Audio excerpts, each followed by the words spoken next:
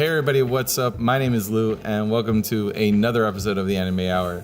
With me today is my co-host, Echi Ken Kaneki, Tokyo Ghoul of the old duels. Actually, no, you're just straight alcohol.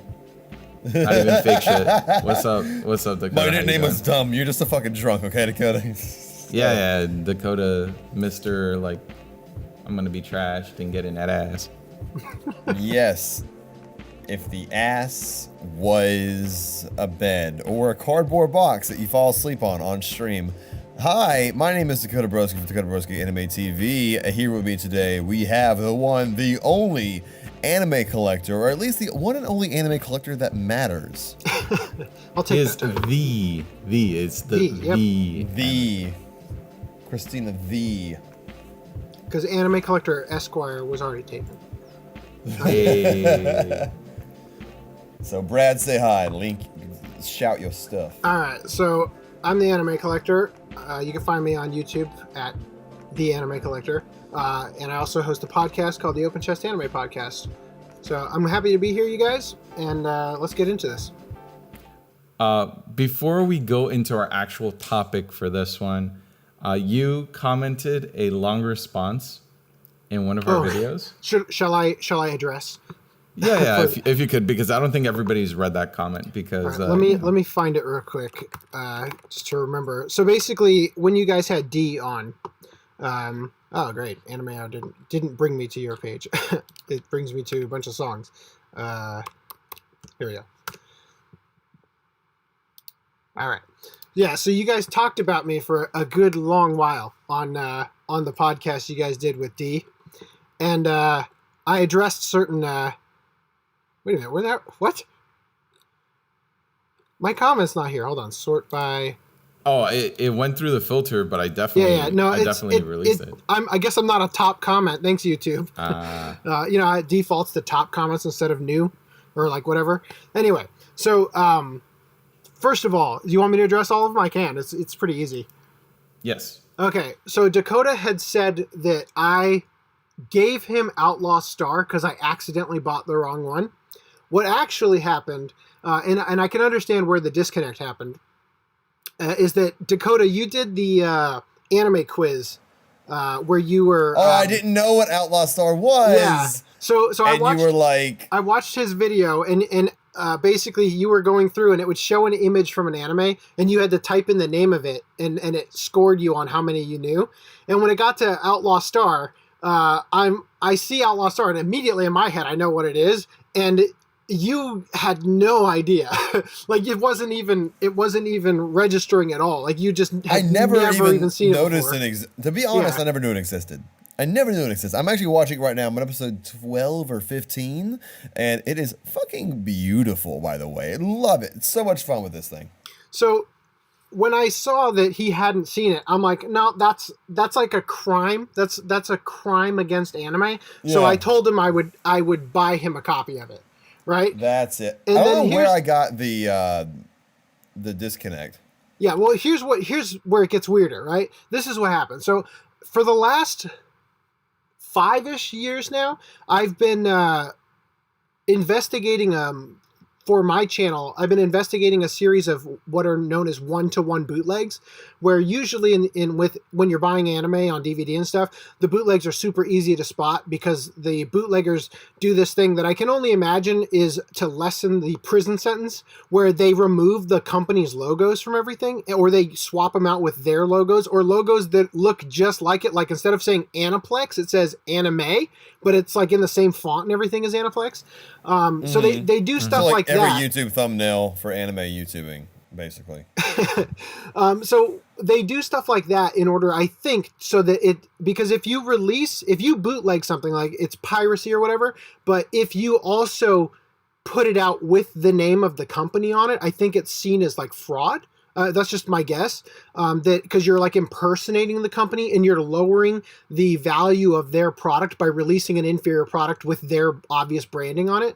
So most of the, like up until I think around 2012, there just weren't any hard to spot bootlegs because they were all super obvious.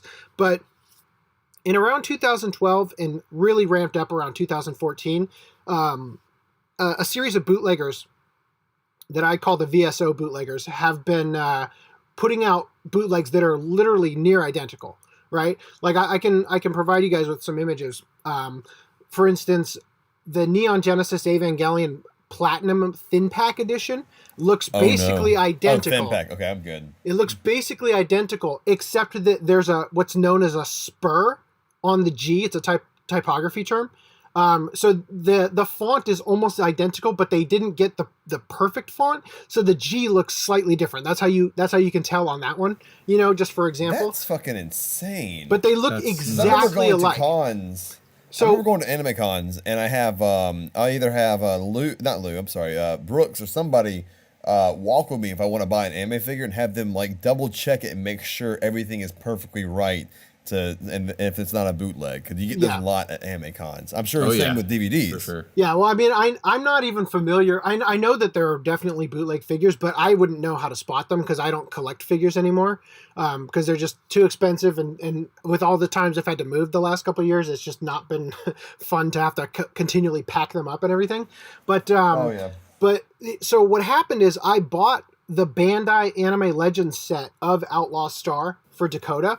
And then when it arrived, I opened it up and realized, holy shit, this is one of the bootlegs, because there's a couple ways you can actually tell based on just looking at it on the inside, because that's what they've been doing is using a really cheap style of case in order to save money on the cost and everything.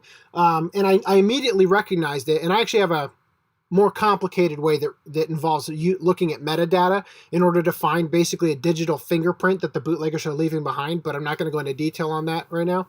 But I found that the thing I had bought him of Outlaw Star was a bootleg. So I re-bought it. I got him one that was not a bootleg, and that's where the confusion came from. And then what's ironic here is that because you had said in the Anime Hour podcast you did with D that I had accidentally bought the DVD instead of the Blu-ray. But what actually happened is I had released a video of me going to the meetup where I gave you the thing, and I had told Mr. Nice Guy in the car that I had bought it, and then literally the next week Funimation announced the Blu-ray. So I gave you the DVD, and the Blu-ray came out like right afterward. So it's if I had waited a week, I would have been able to get you the Blu-ray version instead. Well, I'm enjoying every minute of it. That's kind of par for the course with Dakota's luck. Dakota, that's fair. Would you like to share the story of was it Toradora? It was Toradora. So Toradora, I watched it for the first time when I was getting into anime YouTubing. I fell in love with it. It was one of my favorite shows at the moment. And I was waiting for a DVD release or American release. It never happened. So I was like, you know what? Fuck it. Let's do it. I want to buy something expensive. I got money. I bought the $300 Toradora Blu-ray.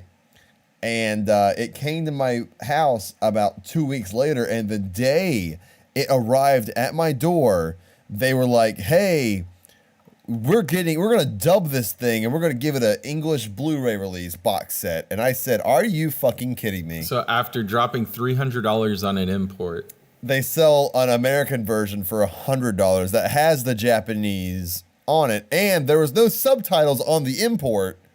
So it was just a nice box set that I could play and not understand. My favorite thing about the old clan ad, because back in the day, Lou, you tweeted out, hey, Best Buy's doing a fucking crazy sale, and I'm going to buy a bunch of shit. I bought a bunch of shit from there, too. I bought The World God Only Knows, and I bought Clan Ad, and my favorite type of boxing that Clan Ad did was just a stack of 6 DVDs. It was a big-ass box of DVDs. Oh, no. But inside, it was just, they were stacked on top of each other on it's one called a little stack thing. pack. Those are the worst. I fucking hate those. A big piece of foam, big thick foam inside. Yep. The same thing happened with Mysterious Girlfriend X. I went ahead and bought a majority of the Japanese Mysterious Girlfriend X, and then a week later they were like, hey, cool, we're going to do English releases of this manga. And I'm like, are you fucking kidding me? That happened to me with School Rumble. All right, so being the anime collector, there are several questions that I have for you because, I collect too. On a much smaller scale than you, but still, I like to dabble. So, first and foremost, anime being released on multiple formats. I know that you buy both formats. Are there instances where you kind of consider not doing that, or is the collection so important to you that you have to own every iteration of something? Okay, so let me explain this. I didn't have a Blu-ray player until the last like 2 years, maybe even last year, when I actually got one, because Sentai did a sale where they were discontinuing DVD. I think like they were trying to phase out DVD, and a lot of companies like Right Stuff has where now they only author discs on Blu-ray. So Sentai did this thing where if you spent over like $150 on their site, they would give you a free Blu-ray player, right? Okay. That's how I got my Blu-ray player. So I actually didn't used to collect Blu-ray intentionally because I didn't have a Blu-ray player. But what it has sort of gotten to is I sort of prefer DVD because the box art is bigger, so you can get more of a picture and everything. And it kind of goes back to the VHS days when they used to make VHS collections where they would have an image where you had to collect every VHS tape in order to complete the image. They very rarely do that on DVD. They sometimes do, but it's much rarer than VHS. But I sort of like, that's kind of what started me with collecting a little bit, is sort of back in the VHS days. And I oftentimes, when given the choice, if I would rather get the Blu-ray or the DVD, if I'm actually going to make that decision on one or the other, I actually usually go with DVD because most of the time there isn't a benefit, especially now, in getting a Blu-ray over a DVD. Although I will say, regarding that Outlaw Star conversation, the Blu-ray for that is significantly better because of the color depth in the backgrounds for the space.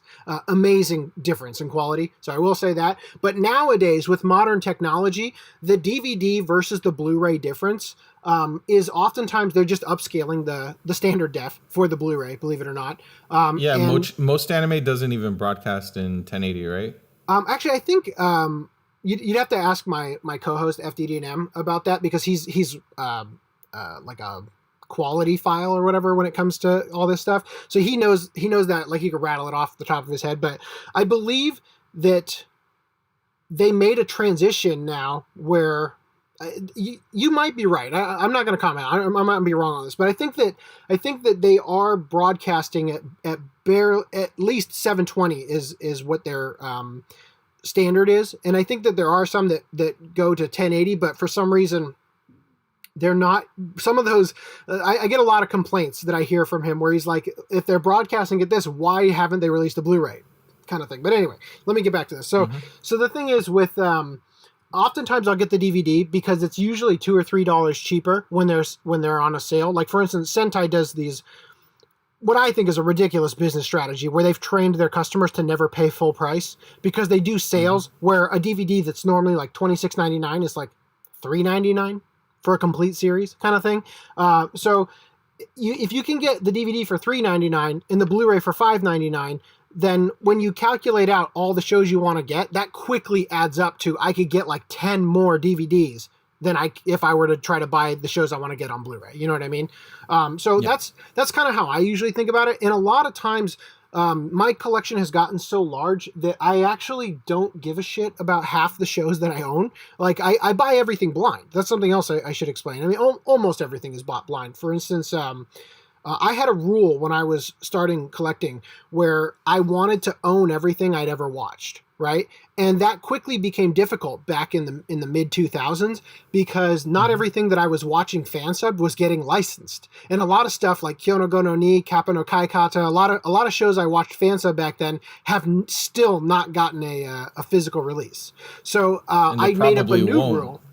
Well, I made up a new rule for myself where I exclusively watch shows that I own. And that's how I could contain the other rule. Because if I had to own everything that I watched, and I was watching stuff on Toonami, and I was watching stuff fan subbed and everything, then I felt obligated to buy those shows. Because my other rule that I had back then was I have to finish everything that I start, even if I don't like it, right? Which has been probably where my masochism has come from, because that's torture for a lot of shows. But basically, I created that rule to exclusively watch what I own, so that now I have to buy the product first before I allow myself to watch it. right? And on very rare occasions, I will pre-order something and watch it on Crunchyroll or whatever before I get it, knowing that I've already bought it, you know, so I can watch it as it's coming out for some very, very minimal amounts of shows I actually do that for. But anyway, so yeah. Actually, go ahead. following up on that, do you buy shows knowing that you may never watch them? I buy shows knowing it's literally impossible for me to catch up at this point.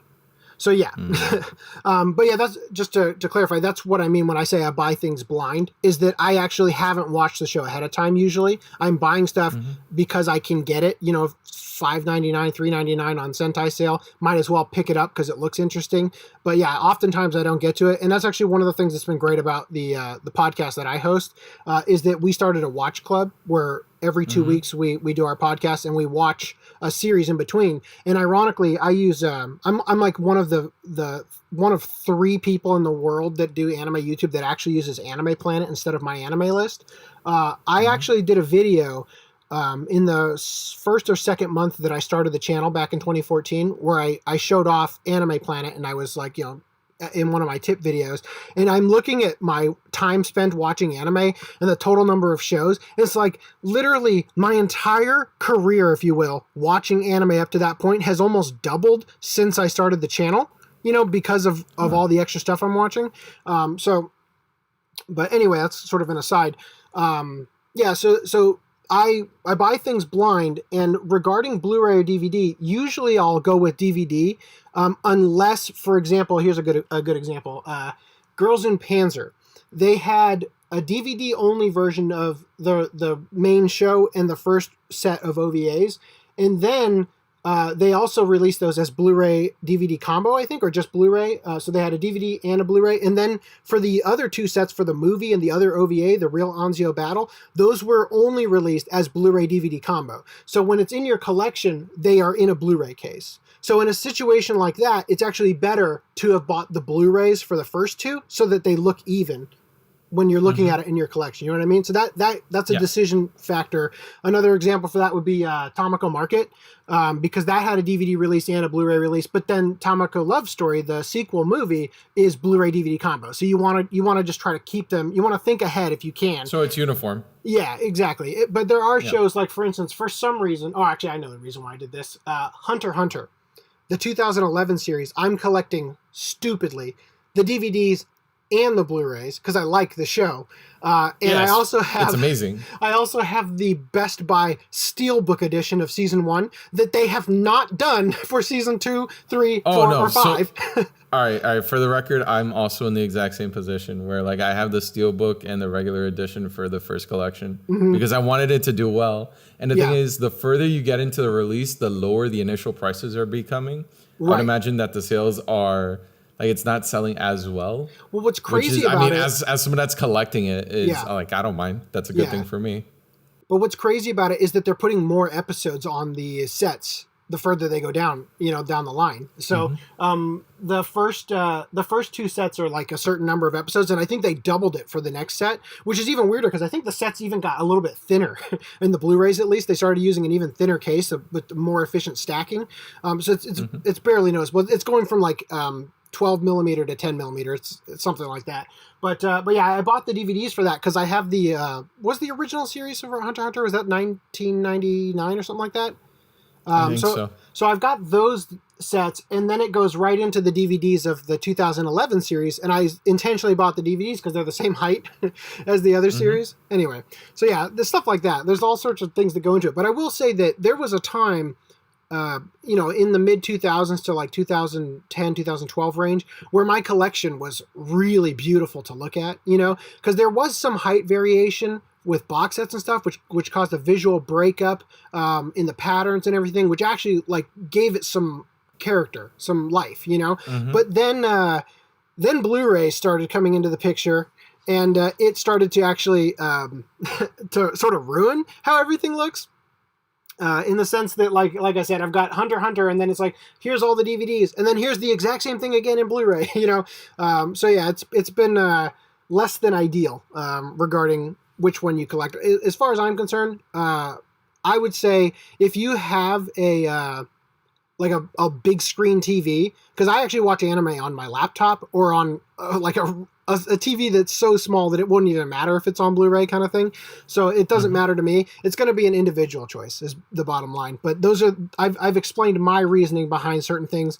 And the one other thing I'll say is that when it comes to Lupin, because it's my favorite show, I buy everything that they've released. So I get the DVD and the Blu-ray because like you said with Hunter x Hunter, you want to support the release and have it do well, so that's the other thing regarding DVD and Blu-ray. So we've talked about 2 formats. Do you own anything on Laserdisc?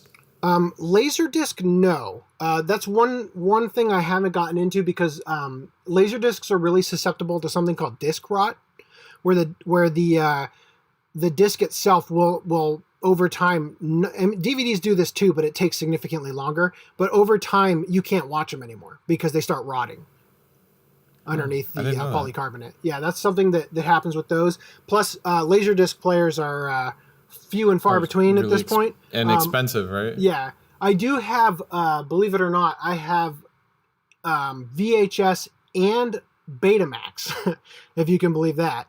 That's a whole different story regarding that. It's a little bit more complicated, but wow, I got something weird going on there. I also have one HD DVD of Wings of the Hone Emise. Or actually, oh man, no, it's sorry, I'm always tripped up by the pronunciation of that because the way it's written should be pronounced Hone Emise, but they've got this weird thing with the katakana where it's like One Emise instead. I don't know. It's weird. It's a weird title that seems to pop up because of Wings of the Hone Emise, and then there's also a Bandai had a separate line called Hone Emise, but I'm not going to get into that. I don't remember the actual way to pronounce it, but it's always frustrated me. So, I have a question for you, Brad. And as a collector, like there's been a massive shift towards digital releases. Yeah. How do you feel about that? And what that means for like the future of your collection? Yeah. So that's always been a concern, for sure, because things have been going that direction, and it seems like an obvious choice, especially because from a company standpoint, when you produce DVDs, you have to project the amount you think you can sell, make that amount, and then hope that you hit the nail on the head. Because if you printed too few, you lost money because you could have printed a higher amount, printed them for cheaper probably per number of discs, and brought back even more revenue because there was a demand for it. If you print too much, then you didn't sell as much as you wanted, and keeping inventory in your warehouse is a huge problem for a business. Inventory you can't sell because it's taking up space and manpower to like catalog everything that could be going to things that you actually are selling, right? So it actually, which is probably why Sentai has those DVD sales like that. They just want to open up warehouse space. Who knows? I think actually, believe it or not, I think Sentai uses Right Stuff's warehouse. If you ever buy something from Sentai, the fulfillment goes through Right Stuff. So they send it in a box that says Sentai usually, unless they run out of those boxes, and then they actually do use Right Stuff boxes. But the return address is the same as Right Stuff. And I think one of the reasons why they do that is because Right Stuff's located in Iowa, and up until the recent Supreme Court decision that allows states to tax online orders, you didn't have to pay tax if you were located outside of Iowa when you bought stuff off Right Stuff or Sentai. Shoot, I was going somewhere with the previous thing we were talking about. What were we talking about? Digital releases. Digital, yeah. So here's the thing, though. That's always been a concern, but what we've sort of seen. Oh, okay. So just to clarify what I was saying about the cost, for a company standpoint, when you release something digitally, you just have to pay for the server to host it, right? And you can make X amount of dollars for every single person who buys it. You don't have to guess how much people are going to want it. You just have to pay for the servers, which are hosting everything that you are selling, right? So that's a huge incentive for companies to want to go to that format, which is why Funimation has Funimation Now. It's why Crunchyroll got so popular, because a lot of people aren't going to collect. It's too expensive or whatever. But I've been concerned that they will start phasing out physical media, which I will say, on the one hand, if they do, it closes the window of new stuff I have to worry about getting. So on that hand, I can just focus on the backlog of stuff I haven't got. But obviously, it is a concern. And what we have seen actually is that you guys know the ultraviolet streaming service, or not streaming, but the digital. Like you buy a Hollywood movie and it would come with DVD and ultraviolet release code, right? So you redeem the code, and then you have like a version you can watch on your computer that you could put like on your iPod video or whatever back in the day. So that service just shut down, actually, like a couple weeks ago, or actually they announced they're shutting down. So I think in March or sometime, I don't remember the exact date, those are going to just disappear. So like what you're saying is, for anyone that has those, they should probably go and download those videos now. Yes, there is a way to do it as well. Like there are, if you just look it up, there are plenty of articles that are written to sort of walk you through the process on how you could migrate them to something else or whatever.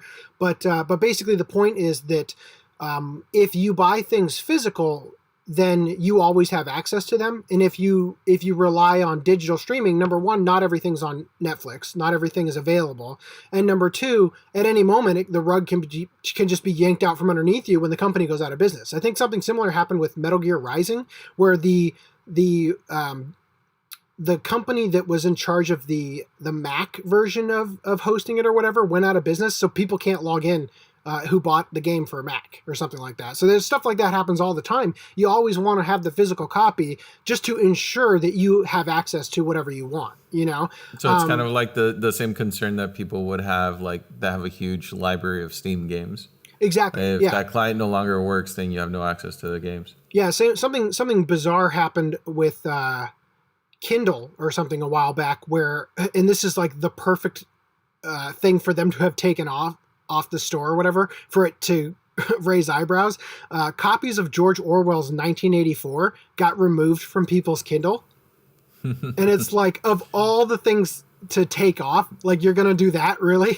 But that's just an example of at any time, because, as people say, a cloud just means somebody else's computer rather than your own. Yep. So those things at any time can be removed. And in fact, there was again, this is so bizarre to talk about, like, 1984 and stuff, but Jesse Ventura had a series on, oh God, I forgot the name of the station, but they had this thing called Conspiracy Theory with Jesse Ventura. And one of the episodes... Wasn't it on True TV? Yes, True TV, thank you. One of the episodes that he did only aired once, and they deleted it off of people's DVR. So that's what I'm talking about. Stuff like that you don't have control over. At any moment, if you leave it up to somebody else, some other entity, company, person, whatever, to control what you have access to, you can't really say anything when they decide you don't have access to it anymore. I mean, in some cases, you could probably sue, but it would be like you versus a huge conglomerate like Sony or whatever. There's probably something in the terms and conditions. Yeah, exactly. Like, really, you have some sort of licensing. Exactly. So to answer the question, I am concerned about it because there have actually been a couple shows that have been licensed strictly for streaming, because distribution and streaming are two different licenses usually. So sometimes a streaming company will get one thing, like, let's say Netflix has Knights of Sidonia, right? But Sentai Filmworks released the physical release of it, right? So sometimes, occasionally, so far I think it's only happened like 2 or 3 times. One of the Fate Prisma Ilia, Collide, whatever that thing's called, one of that series got a streaming only license and hasn't been put out on DVD. So that's something. Yeah, I am legitimately concerned because stuff like that happens. But I think are you sure? Yeah, because I own 2 of them. A lot of Fate Collide, Liner, Prisma Ilia, and I think I have all three seasons. If anything, like the latest season, I may not have a Blu-ray release of. I think that would be the only one. I'm going to look it up because there's Fate Collide Liner Prisma Ilia, and there's Fate Collide Liner Prisma Ilia Zwei. Right. And then there was like an in-between season. Yeah, that's the one I think has not been released on DVD. Which I am very proud to say that, off topic, I have finished Fate, Unlimited Blade Works, and now all I gotta do is watch the first Heaven's Feel movie, and then I can go in and watch the Heaven's Feel movie that's going to be released in theaters. But I'm happy to know that I can start watching Fate. At any time I could watch Khalid. But I mean, you can watch Collide Liner Prisma Ilion now because it's completely disconnected from the Fate so rest of the Fate except franchise. for that one girl. Like it's a Is there any connecting characters like that one? dude. You will love Collide Liner Prisma Ilia because you're a lolicon. Yeah, it's basically it's takes like- all the characters and turns them into Motherfucker. lollies. No, but no, definitely. I think you'll like the show. I mean, you know, there's lolly lesbian fan service, but you know that's beside the point. What was if you're gonna watch Fate and everything that's Fate, the one I would recommend is the Fate cooking Which is show, the best one. which is on Crunchyroll. Which I've actually already it watched is the first best episode. one.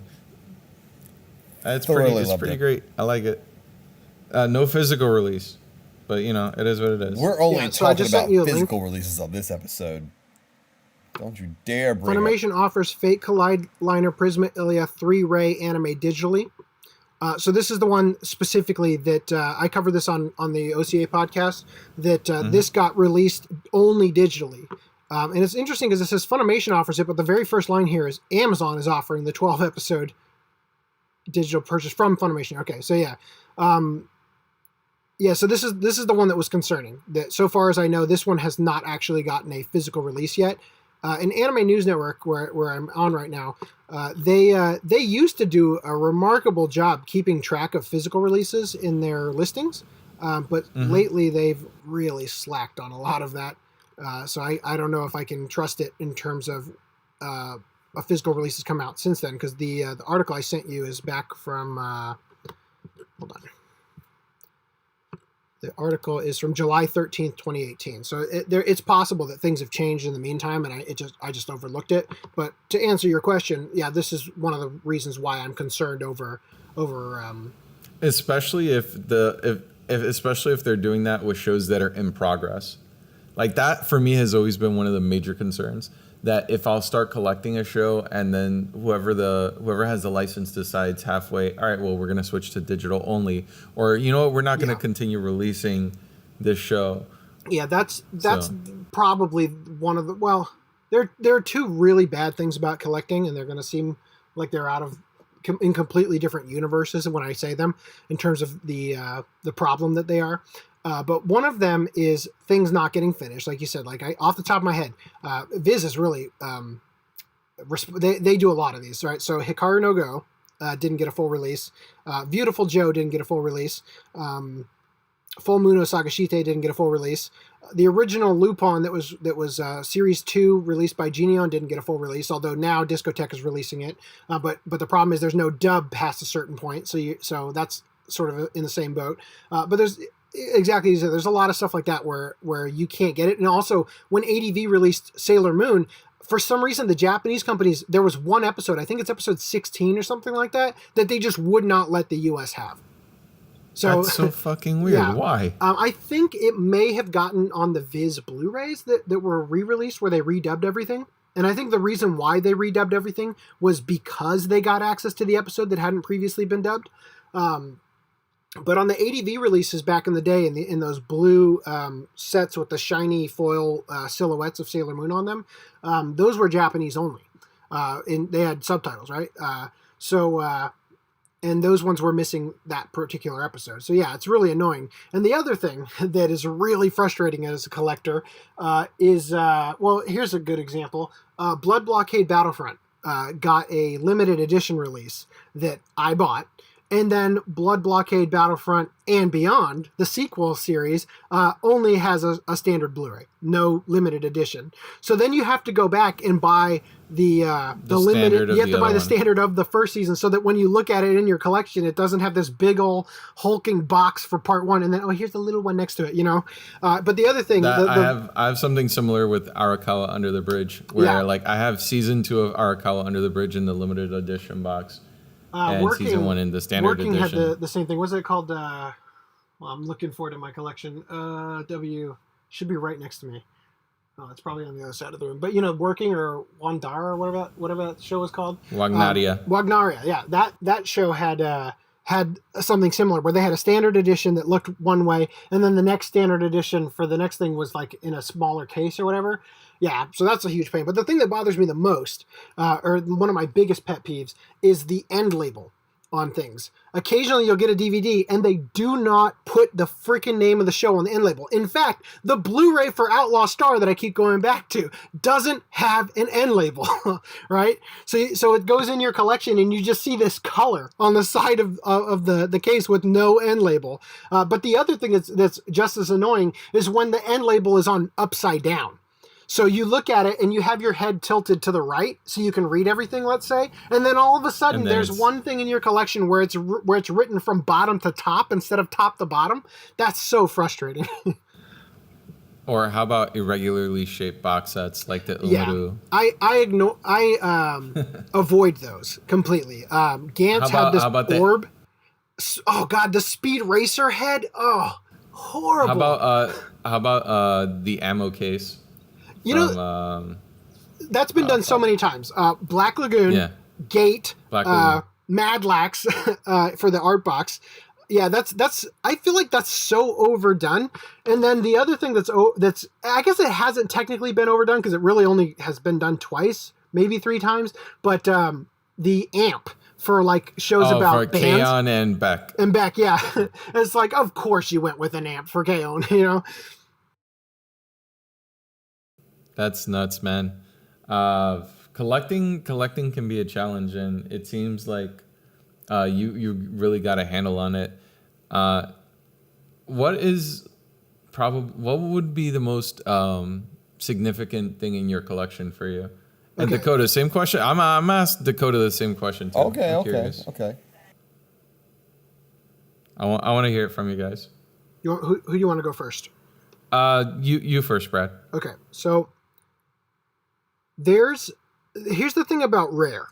Rare doesn't always mean good, and it doesn't always mean like something might be really rare, but there's actually like a better version of it out there. So there was a company called Imagine Asian that released Orgus, Cat's Eye, and Nobody's Boy Remy. They released these sets where you buy the first disc with the case. And the case had all these open slots, sort of similar to how companies used to do the art boxes, where you'd buy volume 1 with the art box and you'd fill up the art box with the other DVDs. Except that instead of being an art box, it was just a box set case where you open up the case and it's got disc wells for all the other discs that you had to buy over time.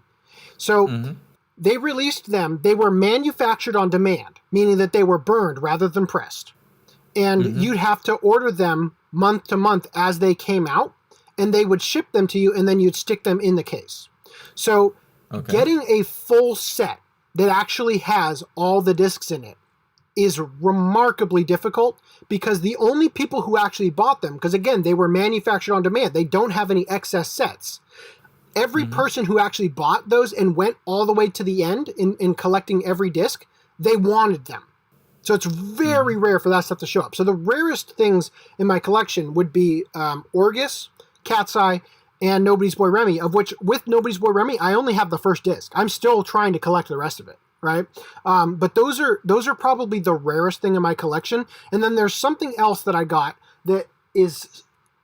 It's hard to say where this factors in. There was a Kickstarter for something like an earthquake, hurricane relief thing in Japan for something called Zunda Horizon. And I got the Blu-ray. Hold on one second. I'm just gonna look at it for a second. Yeah, the Blu-ray is all in Japanese. So this is why I went with the Imagination stuff, because it's kind of on the fence whether you consider this rare in the same way, because this is like a Japanese thing. But so far as I know, there's only one copy of this, and it's the one I have.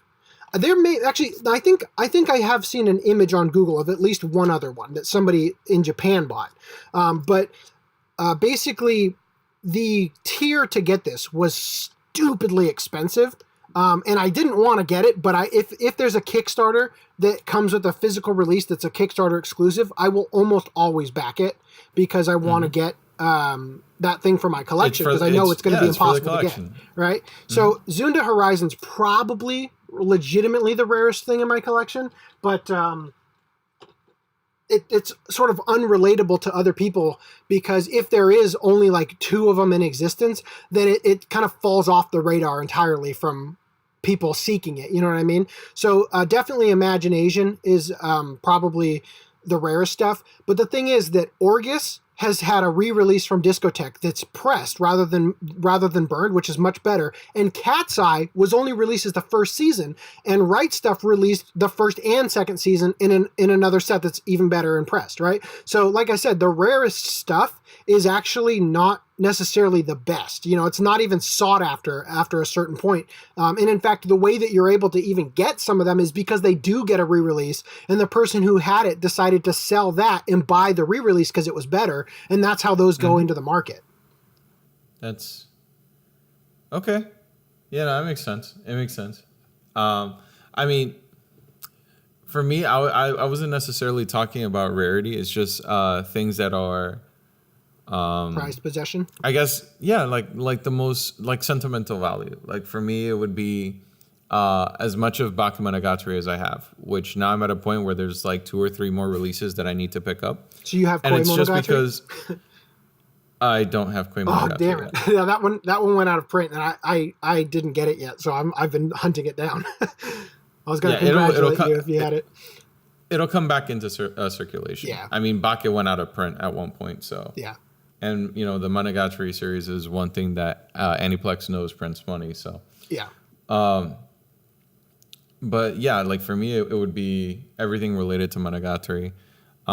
That's in my collection, partially because of the financial or the financial side of it, but also the fact that I've like stuck with it in terms of like collecting. Like, I think it really is a good representation, a good visual representation of how committed I am to expanding my collection.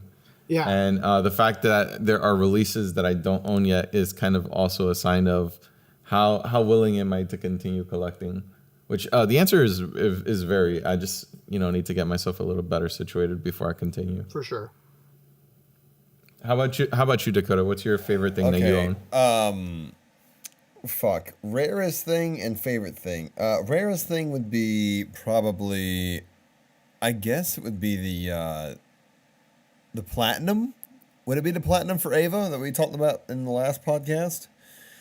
For the time being, probably. And then you've got the big one, right? The art box with the individual DVDs. Yeah. And then there was also, I'm trying to think of what I had. I don't fucking know what's on my shelf, which is frightening and scary.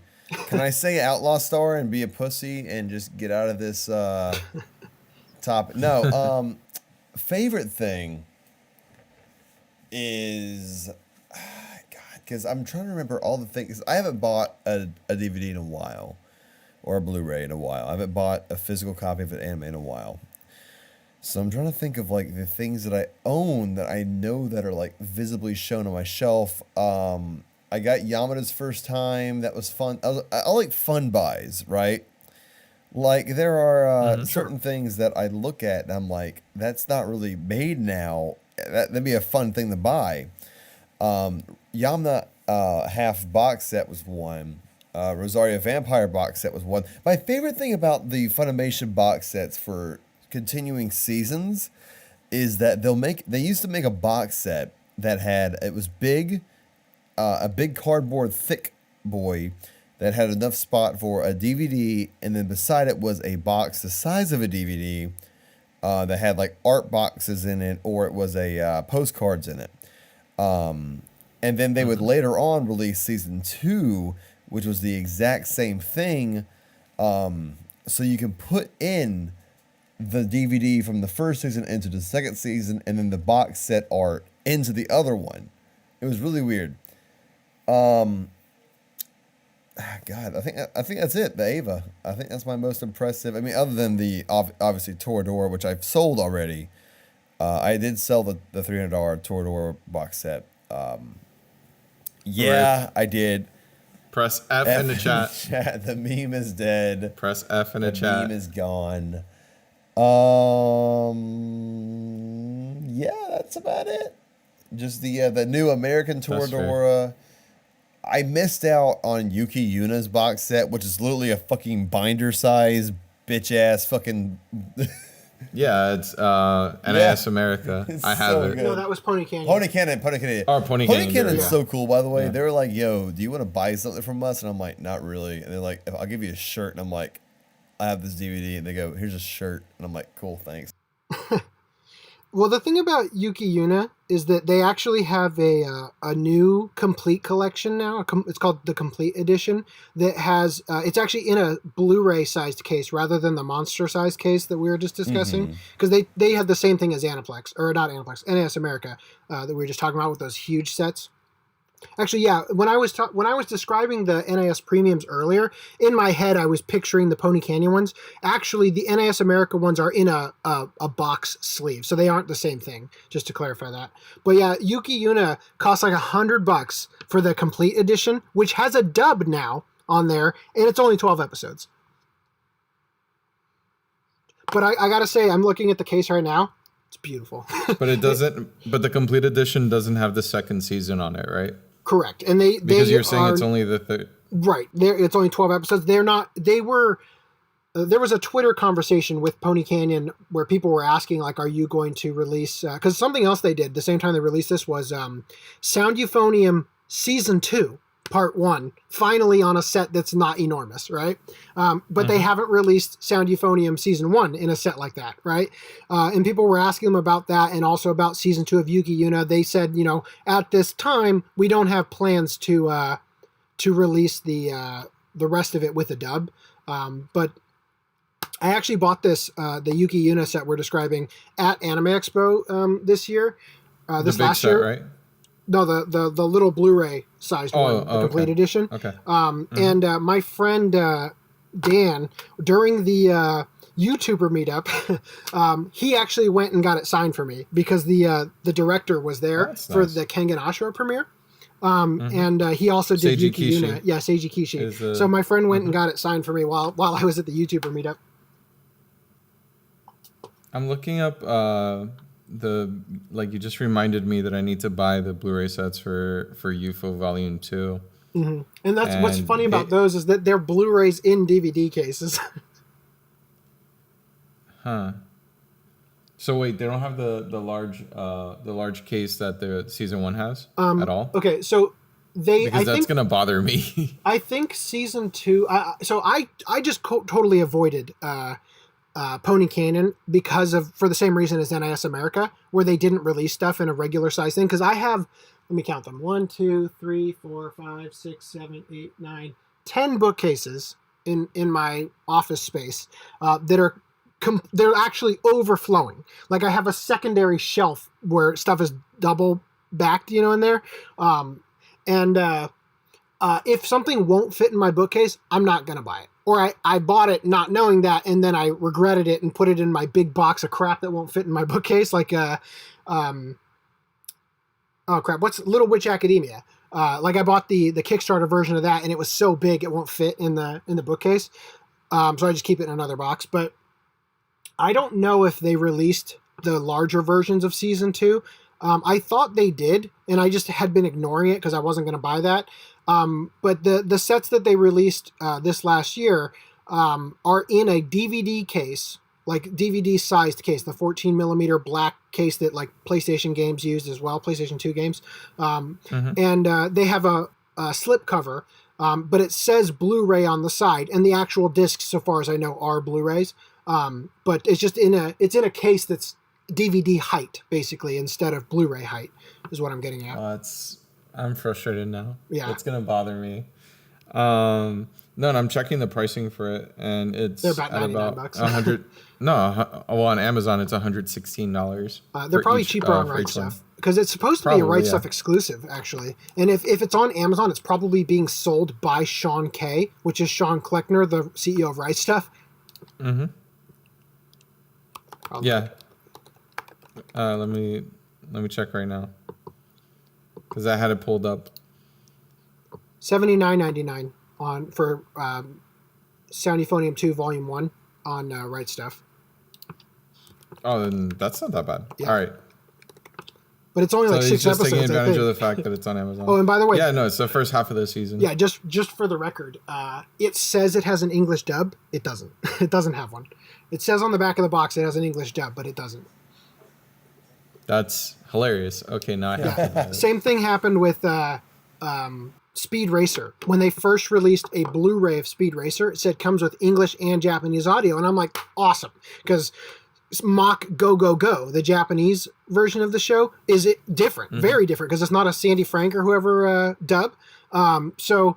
Or because it is a Sandy Frank dub, they changed it for the dubbed version when they made it Speed Racer. But when I bought it, it only has the English on it. It was a misprint on the back. And then Funimation released the stupid Speed Racer head edition, where it's an actual bust of Speed. And on the back of his head, you pull out like the discs and stuff, and they released Mach Go Go Go in that format. It's the only way it's ever been released, and I'm not going to buy it because it's such an obnoxious set. I mean, yeah, that sounds like I've seen pictures of that set before, and I've never even once considered purchasing it. The thing that really irritates me is that companies, for some reason, think that a quote-unquote collector's edition means a coffee table piece. First of all, I have never, in the history of my life, ever seen anybody put a DVD box set on their coffee table. Never. Number one reason, because you don't want to spill shit on it, right? And they also did that with the Rock the Dragon edition of Dragon Ball Z, where it had the ocean dub on DVD for the first time or whatever. But it's in this giant book that's supposed to be a coffee table piece. And it's like, nobody wants that. For a quote-unquote collector's edition, I think I can speak on behalf of collectors that what we want is something that will fit in the collection, you know? Yeah, with a few exceptions for me. Like, I want to be able to display certain pieces. Like let's say on an entertainment center, you know, like have it visible, so I can, you know, have like show it off independently of the collection. Yeah. But for the most part, I would agree with you. Like, I don't want I want my collection fitting nicely in my bookcase. Yeah, something that can actually be in alphabetical order, something where you can actually go into your library and find what you're looking for, you know. And the thing is that these giant oversized sets are just begging to get destroyed, you know? And what they should do, in my opinion, is they should have, if you're going to do a collector's edition that's a giant coffee table piece, also do a limited edition on top of that. Because most collectors are going to buy the limited edition because they're in a similar situation as I am, where you don't have the room for extra stuff, extra giant huge sets. In fact, thinking about it now, the stupid Tokyo Ghoul, they had a collector's edition and a limited edition for season 1 for that one.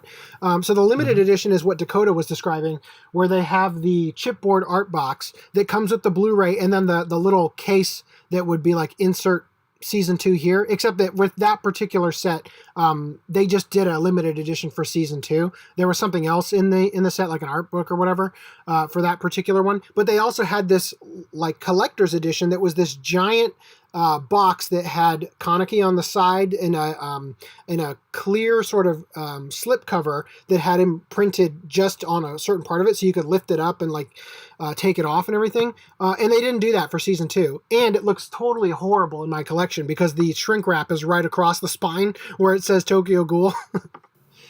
Still bitter about it, I guess. So it sounds like it was poorly thought out. What's the worst thing in your collection? Like, in terms of, like, for me, I have 3 of them that immediately jump to mind. So first for me would be season 1 of Darker Than Black, the limited edition. Oh, the dossier one? I have that. Yeah, it's in my box of crap I don't put in my collection. Yeah, it's all right. So for the audience, it's essentially like a cardboard sleeve, and it gets damaged super easily. And actually, I've heard of a lot of people like opening it and it coming ripped in a bunch of different places. Wait, are you talking about? Are you talking about a? Are you talking about the art box, or because they released one where, you know, like manila envelopes?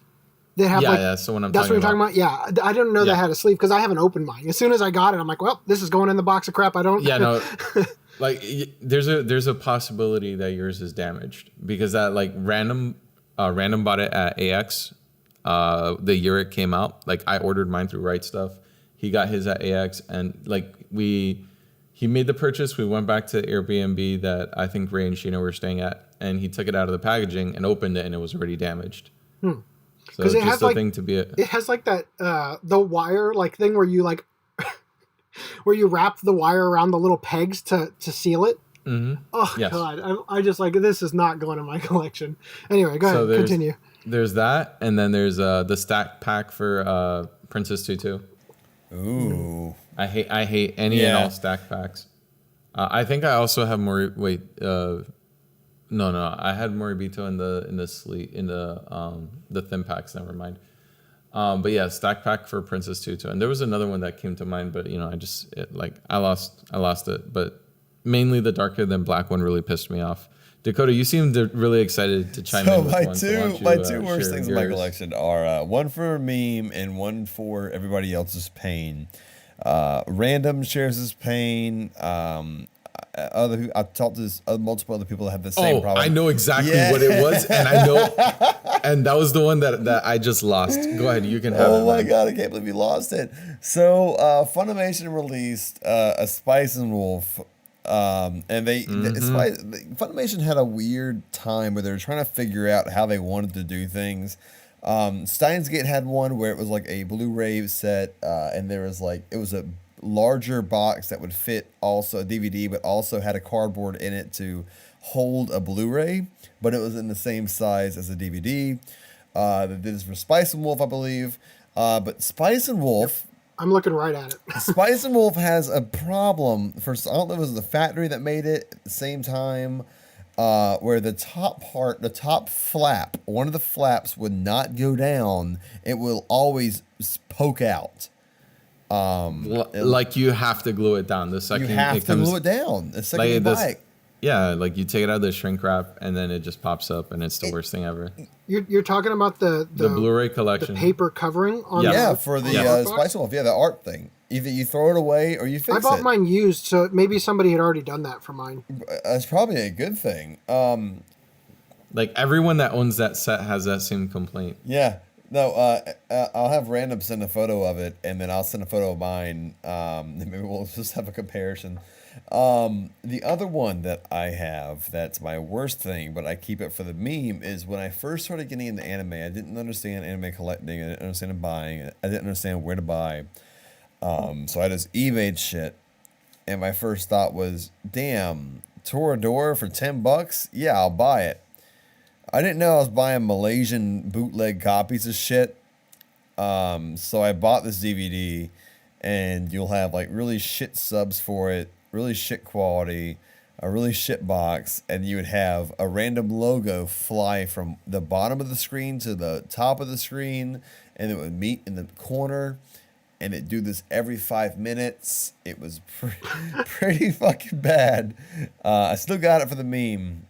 But it's that's my worst things on my shelf. Other than the green save Funimation things. Oh God. But I flipped those inside out and they seem to be fine so far. Yeah. Some people told me that like they wouldn't work for certain ones. I think Suzuka is one where like the art on the front cover was like, for me, was you can flip it and it's fine, but it's like a little lewd. And I don't want my child seeing that. Like, for example, the Hentai Prince and the Stony Cat is an anime that's relatively tame, but the box art is super, super lewd. I'm like, man, I don't want her seeing that. And that's a good show. Yeah. Yeah. Yeah. But what were you going to say, Dakota? But yeah. So, that's all I was going to say. That's my worst. Some people told me that didn't work, as in like format wise, as in placing wise. They said it didn't work. I'm not sure how well that holds up. I'm not sure, because every single save one I've bought personally works. So, well, it's like you were just saying about how there's a period where Funimation is trying something new and figuring it out, and they didn't quite like as they're developing them, they start to master it. And the first couple ones might have some problems, but they figure it out along the way. So with Save Edition, this is actually kind of a funny story. There's a version of the Save Edition for Shangri-La. There's actually 2 different Save Editions, believe it or not. There's actually one that actually has like the limited edition art box as a Save Edition. Literally the only thing that's different about it is the barcode number. Right? But the green spine one that you're describing, when they first released that for Shangri-La, on the spine, rather than saying Shangri-La, it says product title goes here. Yeah, like God, in their I want to Photoshop own document for it, they forgot to, like they sent it off without quality control noticing, and they forgot to put the name of it there. However, and I'm sorely, I'm pretty sore about this because I'm trying to locate that version. My friend literally showed it to me in person at Fry's one year, and when I went to get it, they had fixed the problem because I was trying to buy it for my bootleg series that I've been working on for like 5 years, to be able to talk about anomalies, weird things that happen that might be considered an exception to the rule, you know, that, yeah, sometimes this kind of thing happens, doesn't mean it's a bootleg, and say like research is your best friend, right? But yeah, they changed that. So the one I have actually says Shangri-La, and I have not been able to locate one of the misprinted ones since then. But regarding the stuff that's a bane of my existence in my collection, I can tell you I don't even have to think about it. Space Dandy has this giant yellow box. Yes. I think it's like the Boobies edition or whatever. I forget what it's called. That thing sits outside of my, like, depending on where it is, it's not a problem. Right now, since I just added a 10th bookcase in here, it ended up sliding back enough that it's less of an issue, but that thing is so freaking big, and I know that if I were to just open it, there's the I mean, they're boobies. It's got to be. well, if I opened it, the version inside is just like the premium edition, which is what I was buying. Actually, this happened with Iron Blooded Orphans too. There was a special edition of Iron Blooded Orphans that came in this enormous box that came with a Gundam building kit, like where you could actually build the Gundam. And I actually made a deal with somebody I know who wanted the kit, that I bought the thing and took out the special art box I could only get through buying that set, put that in my collection and sold him the rest of it with the art box and everything. Or not the art box, the box that had the build kit in it, right? So definitely the Space Dandy comes to mind for sure, and the Boobies edition. And then I've also got the. Let me double check that's what it is, because there were two different editions. I know you have the Umadu, which is another thing that I heard. I think you I have complain the about Aloha in your OA podcast. edition, actually, not the Boobies edition. Yeah, the Boobies edition is the one that has that doesn't look like a pair of tits. That looks like an ass, but. Maybe it's the backside of it. But yeah, I have the Aloha OA Crew edition, which it's the yellow box. It's a yellow box, right? So that's the one that I have. I guess it's probably around it's a little bit longer than the Boobies edition box, it looks like, looking at the picture here. So that sticks out of my collection because it is the height of a DVD. So when it's in my collection, I can get it in there. But when it ends up, because the thing about collecting, when you go to the overflow, is that there's a heck of a lot of shows that start with the letter S. So once you get to, I guess it's Step Up Love Story, I've everything else in my collection, from Straight Jacket, Strange Dawn, Strange Love, Strawberry Marshmallow, all this stuff is in the overflow, right? So when the Space Dandy set ends up in the overflow because I put too much stuff in the rest of the collection, I can't, it takes up like 10 times as much space. It's so obnoxious. So there's that. Yeah. Then Then there's all the stuff you were talking about, like Darker Than Black, the Cowboy Bebop anniversary edition, which they seem to do every single year, basically, that was in the size of a record, like a vinyl record. But you open it up and it just has the discs in it. So obnoxious. I bought that because for some reason on Funimation's site where I bought it, the picture that they used was cropped to look like a DVD case. So I bought it, and then it's a square when I got it, right? So there's that. That's really obnoxious. I talked about Tokyo Ghoul, and then, like I said, with with Blood Blockade Battlefront, that kind of annoying stuff. They did that with Berserk. They did that with Tales of Zestiria, the X. They did that something similar with Tsubasa. Tsubasa Reservoir Chronicle had an art box for season 1 that has like 6 discs in it, and the box itself that holds it, and this was during, again, like a transitionary period where they were figuring stuff out. It's the shape of a book, right? So it's like a big book. Season 2 is just a regular art box, so it looks awful next to it. School Rumble, they put it, again, this is released in the same time as Tsubasa, they put it in a locker, like a school locker. That's pretty annoying. Could be worse. Then there's also what is that one called? Peach Girl was in a purse. Oh God, yeah. So those are the ones that come to mind for sure. Yeah, like I have Tsubasa and School Rumble in save editions, so I didn't have to deal with that shit.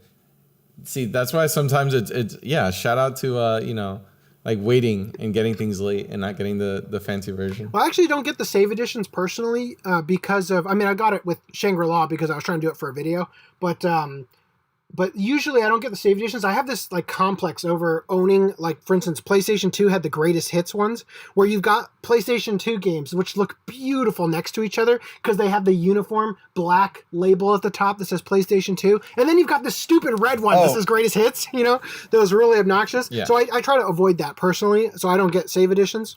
There is a save edition for Lupin, the Fujiko Mine series, the woman called Fujiko Mine, that it's the only Lupin release I don't have because I don't want it. I would do a shout out to Michelle Sontag, who we follow each other on Twitter, and I talk to her maybe once or twice a year at cons. Not a cool ass person, but she actually used to do the designing for the Blu-rays at Funimation. She did Your Name, she did My Hero Academia, one of the Black Butlers, and I believe she did The Free and a bunch of others, but I think she did a great job on all of her works. Not sure if she did Space Dandy. I'll check on that. But well, the thing is that the actual set itself is nice. It's just that it's in this giant box that for some reason I can't bring myself to open. Because I don't want to open the box and then what do I do with the box? Do I throw it away? So because I just don't really want the stuff in it. I just wanted the limited edition version of the set. It was an impulse buy. Nothing anyway, wrong with that. Yeah, no, that was a shout out. She did great work. She's at Rooster Teeth now, doing great things. But yeah, the work she's done is still on shelves out there, and it still looks good. Yeah, I gotta say that the limited edition for Your Name is one of the only times where the splitting down the middle actually makes sense for release. Because it opens, it has Mitsuha on one side and I always forget the guy's name. Anyway, it has the guy on the other side, right? And it splits in the middle because of the story and all that. So it's a nice looking set. It's one of the only times you can get away with that. The problem is that when you try to pull that out of your bookcase, if it's out of the shrink wrap, which mine's in the shrink wrap, and I just bought the regular Blu-ray so I could watch that. If you try to pull that out of your bookcase when it's out of the shrink wrap, you're just always going to pull off the end instead of actually pull it out of your collection. So I think it's time we move on to some retro recommendations. So retro recommendations, we're looking for shows that are 10 years or older. For this time, though, I would like to add a special little caveat. The caveat is whatever show you recommend, you have to own. So older than 10 years, and it has to be a show that you've seen, completed, and it's more than 10 years old. I got to look up some Man, years. and own. Yeah. So for Brad, I would imagine that would be really easy. Yeah, because I exclusively watch what I own. Exactly, and I'm a lot gonna of pick them. a random year. Oh man, You've been collecting I for a think long all time. mine are going to be over 20 years old. That's fine. Just pick one, and let's recommend it to the audience. So something that you own that's over 10 years old that is a show that you really love. All right. I got one, and I forgot I own it. Shout out to, I'm going to recommend To Loveru. I bought this during the Best Buy sale that Lou recommended for me. And it's an ecchi, it has anime titties, and it's fun and nice. And if you don't want to watch the whole entire show, To Loveru, find a fan page on Twitter. They'll post gifs of the only things that matter. and you'll be all right. Yeah, all that plot. All that plot. That and Soul Eater. Plot. So I forgot that was 2008. I'm gonna recommend a show that you brought up in a previous episode. I'm gonna say Bamboo Blade. Oh, that's a copy of great Bamboo show. Blade. You Bamboo Blade. fucking asshole. It's a good show. It is from 2007. It qualifies as a retro show. I was gonna bring that up, and then I was like, "Nah, I talked about it the last episode, and I'm not gonna do it." And then you did it, and I'm like, "Well, fuck you, man! I want to bring it up." So there you go. That's my retro recommendation. I should have brought it up just so I could see you backtrack. Okay. Well, I mean, I have alternatives. So I do collect. I got two things to say. First of all, Bamboo Blade has no business being as good as it was. I bought that as a blind buy. That's fine. And I watched it while I was working on my laptop, and it's so amazing. I couldn't believe it. The cover looks like just such a generic, random, crappy show, but when you actually watch it, it was incredible. You did not believe me in the last episode, fans, but here we are. So regarding To Love Ru, I will say this: if you take up Dakota on his recommendation and you actually wanted to own it, don't buy any of the sets that are out right now because Sentai is actually dubbing it. So there's going to be a new set coming out pretty soon, probably this year, that has the entire series. So like Moto, To Love Ru Darkness, and all that stuff. I think it's going to have everything on one set with a brand new dub that the other DVDs currently out there don't have.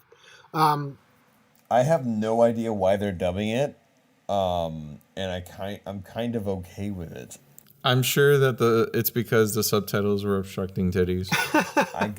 That's fair. Well, I'm just saying if you want to get How am I supposed to focus on these titties when there's all this plot? I mean, how can you follow the plot, if the plot is getting in the way? If you want to get it, I gotta find this dub. You'll probably actually be able to get the existing ones cheaper when the new set comes out because they're going to be trying to liquidate the inventory of the old ones. Or if you want the dub, then the new set is going to have everything, and it'll also have the dub. So for my stuff, okay, I thought we were going to do more than one, so I have three that immediately popped into my head. Obviously Lupin, but that's obvious, so I'm not even going to go for that one. Master Keaton by Naoko Urasawa. It so far has only been released by Geneon. It's long out of print and it's kind of rare, but it's a great series.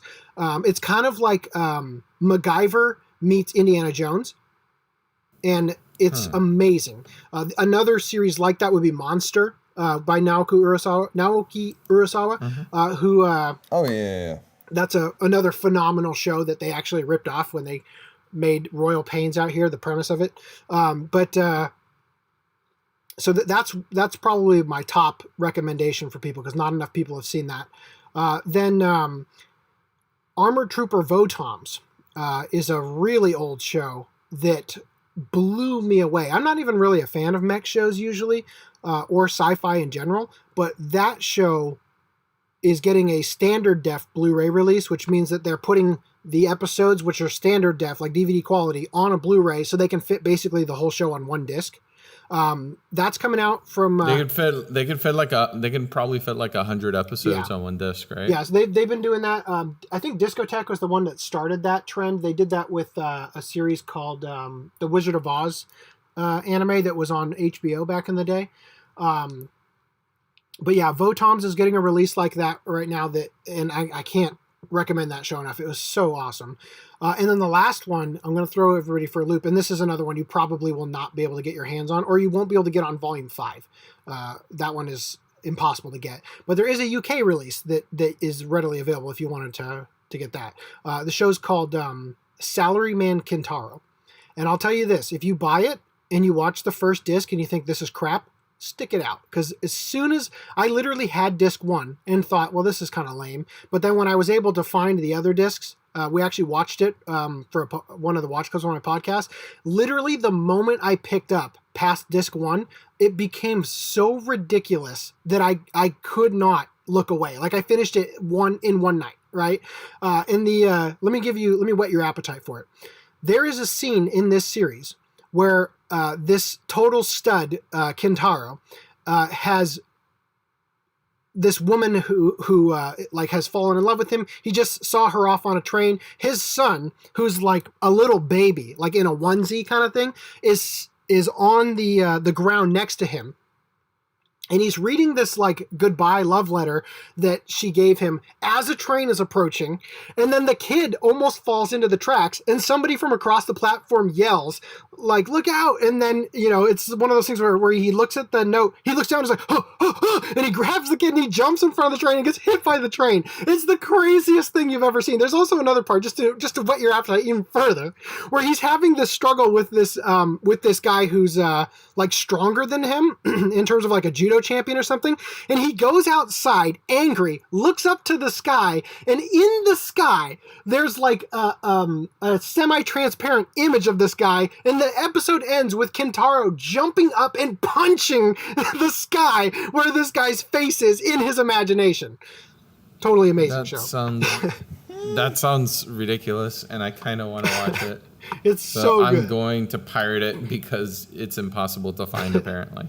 It's just volume 5 that's hard to get. It's so bizarre. Also, Takashi Miike directed the live-action movie adaptation of it.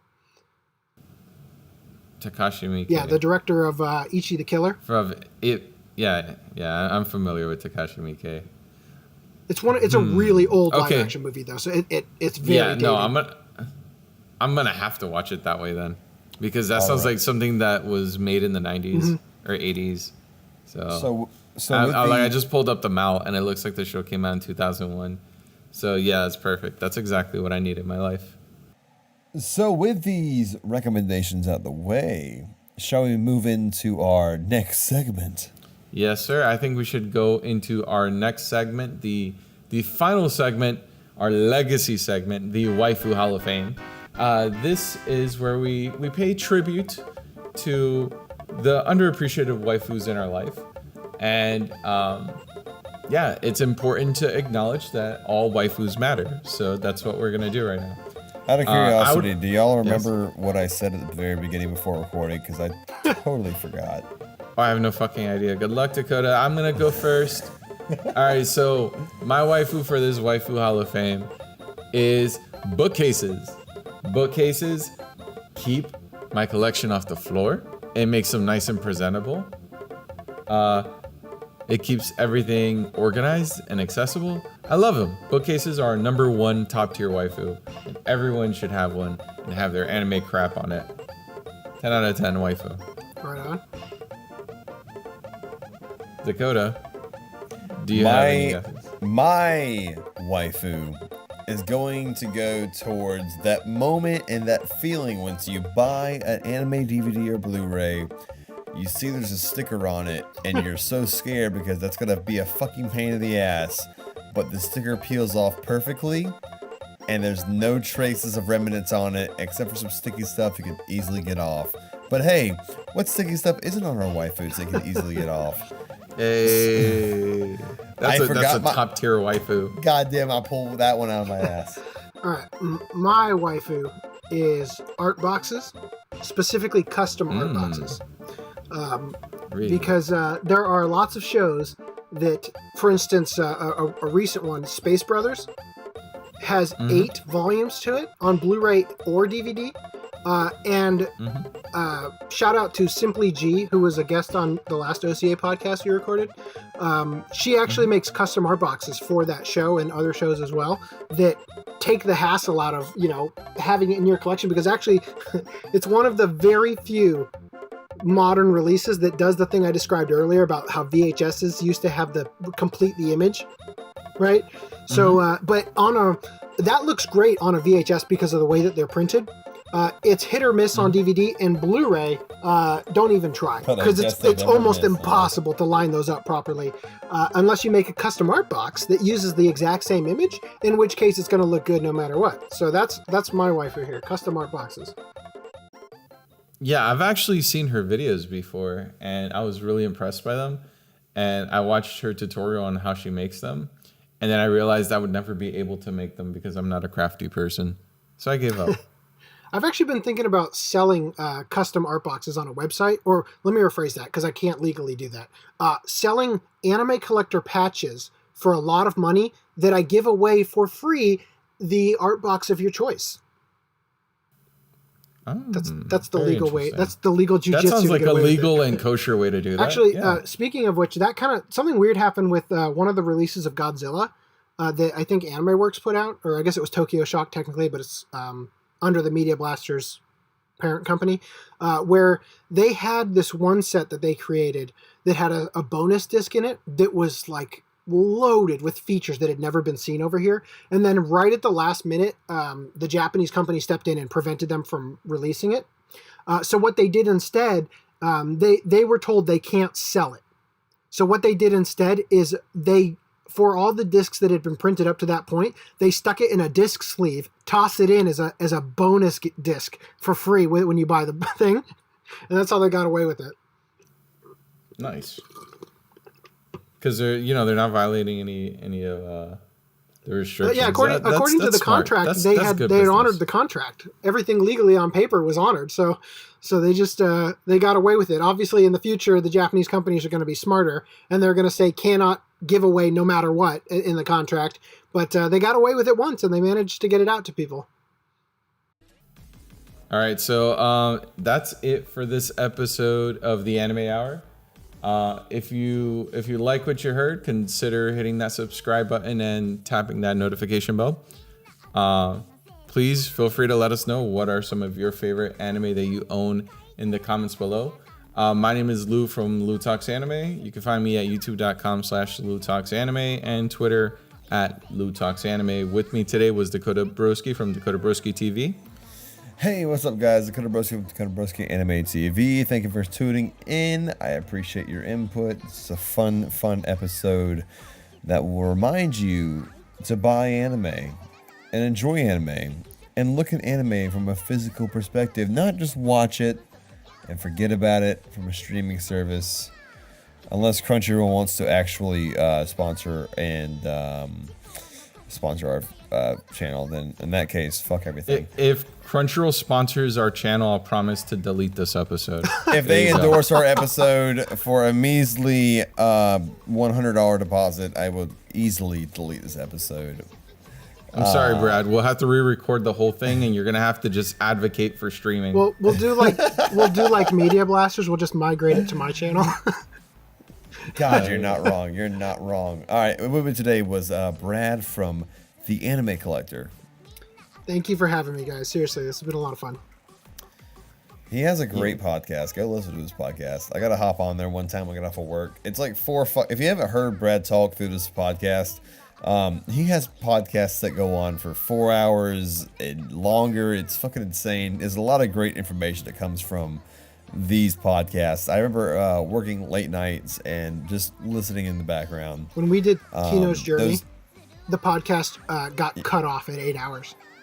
Because that's how far you can do with that's as far as you can go with Google Hangouts for streaming. Mm-hmm. So yeah, we went the full 8 hours on that one. Yeah, it's just total information download into your mind and ears. It's great. It's such a good. It's a lot of good ingesting for a podcast. I agree. I like the show. I would also like to go on. I would also like to go on at some point when I actually have something to show during the pickups, because it's been a while since I've bought anything. I'm totally I also open. like being on camera, so I'm totally open to having people guest. The only issue is that we record it, or we stream it at kind of a weird time, Thursdays at I guess probably 11 o'clock your time. So yeah, and like I said, it goes on for 4 to 6 hours on average. So you're not getting to work the next day usually. Yeah, if anything, I'll do it over the summer. All right, because I don't do anything over the summer. Cool. All right, so that's it for us today. I hope you have a wonderful day, and take care. Goodbye.